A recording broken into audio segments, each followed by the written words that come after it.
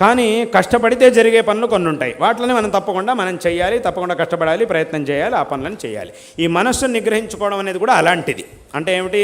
ఇది కష్టపడితే జరిగేటటువంటి పని. అసలే జరిగేదే కాదు అనే పని కాదు, కానీ కష్టపడితే జరుగుతుంది. కాబట్టి ఏం చేయాలి అని అంటే ఆ మనస్సుని అభ్యాసం అంటే అలవాటు మళ్ళీ మళ్ళీ మళ్ళీ మళ్ళీ పునః ప్రయత్నం చేసి అభ్యాసేనతో కౌంతేయ వైరాగ్యేణచ గృహ్యతే అన్నారు. వైరాగ్యం అంటే ఏమిటి? మనకి అక్కర్లేనటువంటి విషయాల్ని నాకు వద్దు అని మనస్సులో దృఢంగా నిర్ణయం చేసుకోవడం. అక్కర్లేనటువంటి విషయాల వైపు మన మనసు వెళ్ళిపోతూ ఉంటుంది. అప్పుడు మనం ఏం చేయాలి?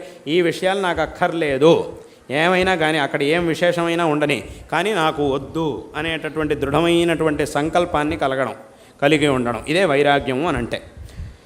కాబట్టి ఈ రకంగా ఈ వైరాగ్యంని పొందితే అప్పుడు మన మనస్సు దానంతటదే మన నిగ్రహంలో ఉంటుంది. కాబట్టి ఈ రకంగా ఆ మనస్సును నిగ్రహించుకొని ఇక్కడ భగవత్ సన్నిధికి వచ్చి ఆ 10 నిమిషాలు 5 నిమిషాలు 10 నిమిషాలు అయినా కూడా కనీసం మన మనస్సులో ఉన్నటువంటి బయట విషయాలన్నింటినీ కూడా బయటే వదిలేసి లోపలికి వచ్చి పరిపూర్ణంగా మన మనస్సులో ఆ భగవంతుడిని నింపుకొని ఆ భగవంతుడి యొక్క అనుగ్రహాన్ని పొందాలి.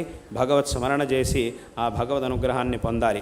ఇలా చేస్తే గనక కేవలం 5 నిమిషాలు 10 నిమిషాలు మనం భగవత్ సన్నిధిలో గడిపి ఆ భగవంతుడిని పరిపూర్ణంగా మన మనస్సులో నింపుకొని ధ్యానం చేసి ఆ తర్వాత మన పనులకి మనం వెళితే గనక దాని ద్వారా అపారమైనటువంటి అనిర్వచనీయమైనటువంటి ఒక శక్తి మనకి లభిస్తుంది.